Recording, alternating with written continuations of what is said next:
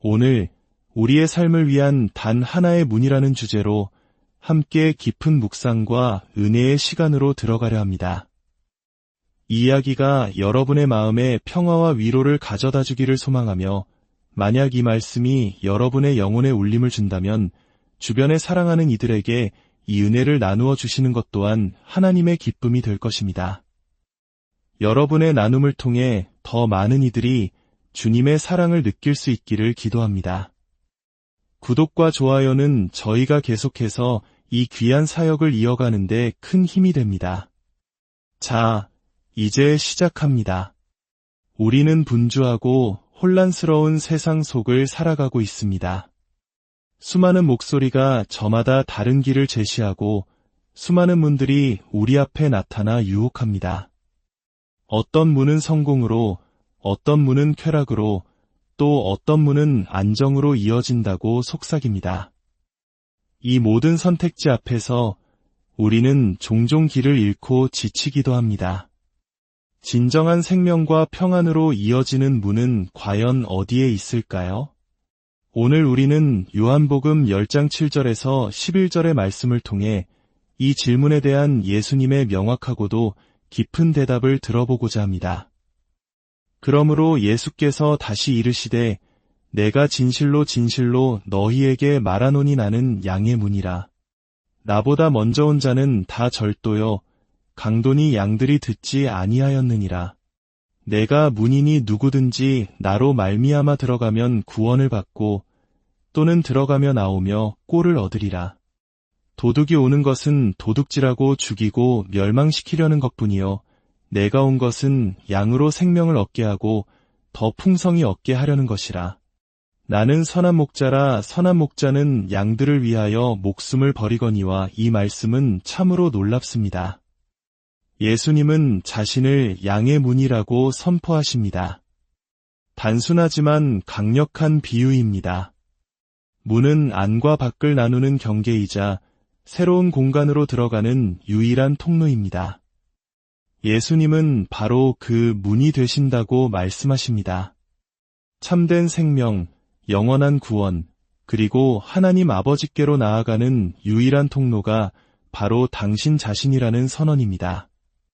그렇다면 이 문을 통해 들어가는 자에게 무엇이 약속되어 있을까요? 첫째로, 구원입니다. 우리는 스스로를 구원할 수 없는 연약한 존재입니다. 우리의 마음속 깊은 곳에는 죄와 상처, 공허함이 자리 잡고 있습니다. 이 모든 것으로부터 우리를 건져내고 치유할 수 있는 유일한 길은 바로 예수라는 문을 통과하는 것입니다.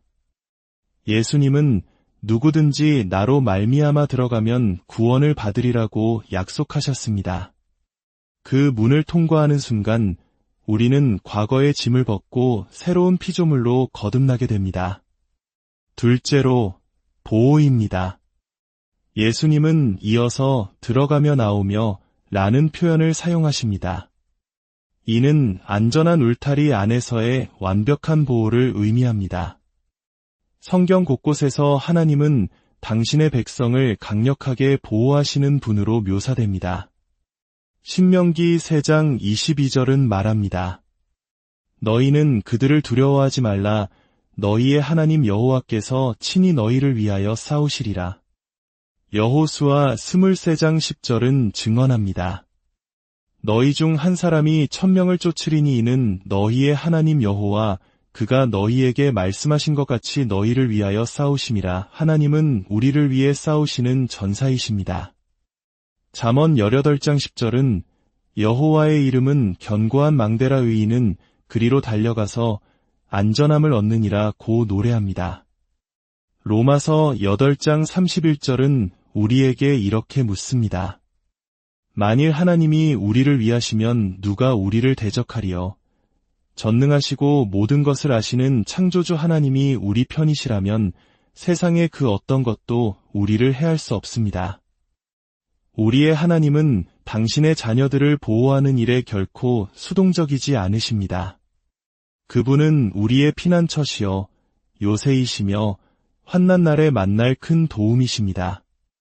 비록 때로는 어둡고 두려운 골짜기를 지나는 것처럼 느껴질지라도 주님께서 우리와 함께 하시며 지켜주신다는 사실을 기억해야 합니다. 셋째로, 공급입니다. 예수님은 문을 통해 들어온 양들이 꼴을 얻으리라고 말씀하십니다. 이는 단순한 생존을 넘어선 풍성한 공급을 의미합니다. 우리에게 너무나도 익숙한 시편 23편의 고백을 떠올려 보십시오. 여호와는 나의 목자시니 내게 부족함이 없으리로다. 그가 나를 푸른 풀밭에 누이시며 쉴만한 물가로 인도하시는도다. 내 영혼을 소생시키시고 자기 이름을 위하여 위의 길로 인도하시는도다. 푸른 풀밭은 육적인 필요의 채움을, 쉴만한 물가는 정서적인 안정과 평안을, 그리고 위의 길로 인도하심은 영적인 회복과 공급을 상징합니다. 예수라는 문을 통해 들어갈 때 우리는 이 모든 풍성함을 누리게 됩니다. 예수님 자신이 말씀하셨듯 그분은 우리가 생명을 얻게 하고 더 풍성히 얻게 하려 이 땅에 오셨습니다. 하지만 이 지점에서 우리는 반드시 경계해야 할 것이 있습니다. 예수님은 당신만이 유일한 문이라고 선포하시면서 동시에 다른 문들이 존재함을 경고하십니다. 그분은 나보다 먼저 온 자는 다 절도요, 강도라고 말씀하십니다. 이들은 우리의 영혼을 훔치고 죽이고 파괴하려는 거짓된 문들입니다. 오늘날 우리 사회에도 이러한 거짓된 문들이 너무나도 많습니다. 첫 번째 거짓된 문은 스스로의 힘으로 구원받으려는 노력입니다.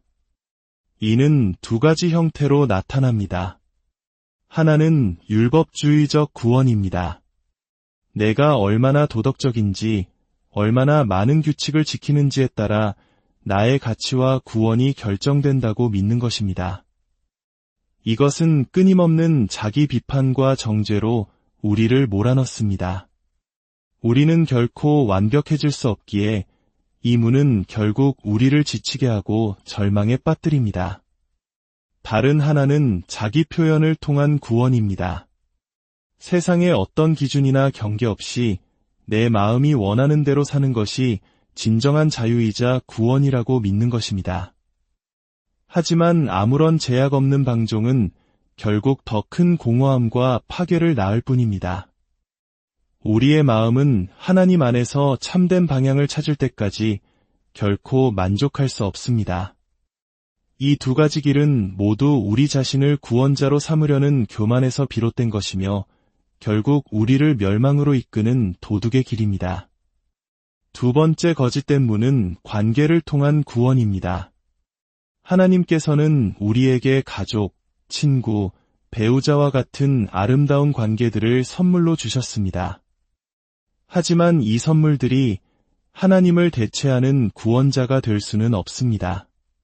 우리는 종종 배우자나 자녀 혹은 친구가 내 삶의 모든 공허함을 채워주고 나를 완전하게 만들어주기를 기대합니다. 하지만 그들 역시 우리와 같이 연약한 인간일 뿐입니다.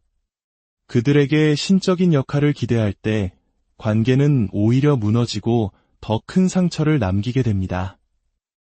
그 어떤 인간관계도 예수 그리스도께서 주시는 궁극적인 사랑과 만족을 대신할 수는 없습니다. 우리의 참된 친구이자 신랑 되시는 분은 오직 예수님뿐입니다.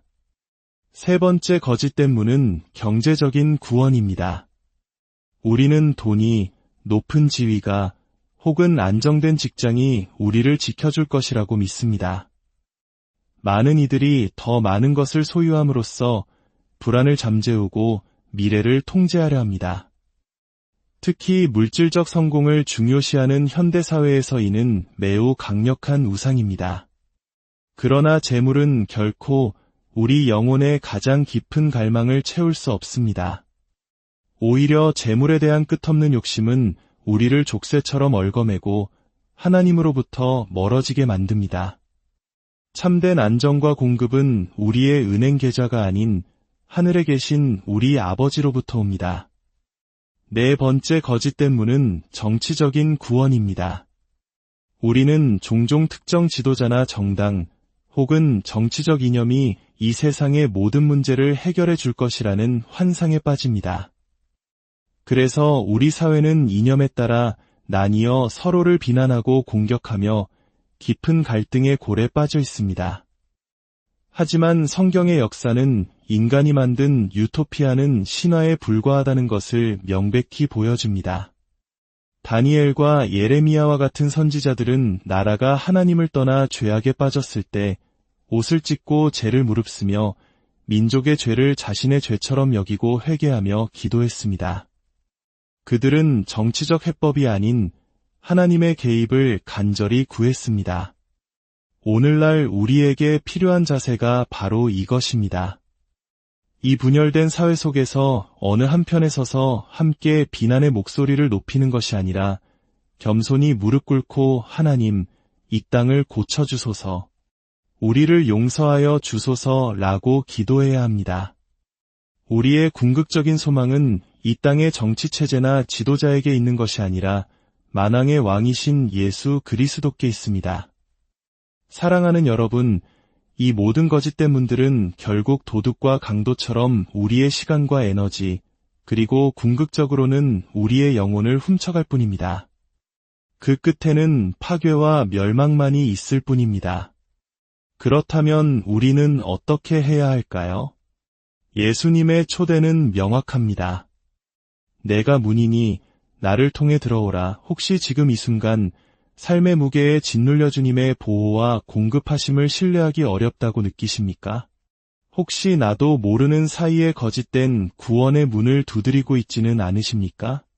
그렇다면 바로 지금이 예수라는 유일한 문 앞에 설 때입니다. 나의 힘으로 나를 구원하려 했던 교만을 내려놓고 다른 사람이나 세상의 것들에서 만족을 찾으려 했던 헛된 기대를 버리고 오직 예수 그리스도께로 돌이키십시오. 하나님, 저의 죄를 용서해 주십시오. 제 삶의 주인이 되어 주십시오. 이제 예수님이라는 유일한 문을 통해 하나님께 나아가기 원합니다. 이렇게 진심으로 기도할 때 성령님께서 그 기도를 들으시고 여러분의 마음속에 살아있는 강물이 터져나오게 하실 것입니다. 아버지 하나님, 이 시간 당신의 말씀을 듣는 모든 이들의 마음을 어루만져 주시옵소서. 우리가 의지했던 거짓된 문들이 무엇인지 깨닫게 하시고 그것들을 과감히 버리고 오직 유일한 생명의 문이신 예수 그리스도께로 나아갈 용기를 주옵소서. 불안과 염려 가운데 있는 자들에게는 당신의 강한 팔로 보호하심을 느끼게 하시고 부족함과 결핍 속에 있는 자들에게는 하늘의 풍성함으로 채워주시는 은혜를 경험하게 하옵소서. 이 혼란한 시대 속에서 우리 그리스도인들이 세상의 빛과 소금이 되어 분열된 곳에 화평을 심고 상처받은 영혼들을 주님께로 인도하는 통로로 쓰임받게 하여 주시옵소서. 오늘 하루도 그리고 우리의 남은 모든 생애도 오직 예수라는 문을 통해 주님과 동행하며 풍성한 생명을 누리는 복된 삶이 되기를 우리를 구원하신 예수 그리스도의 이름으로 간절히 기도드립니다.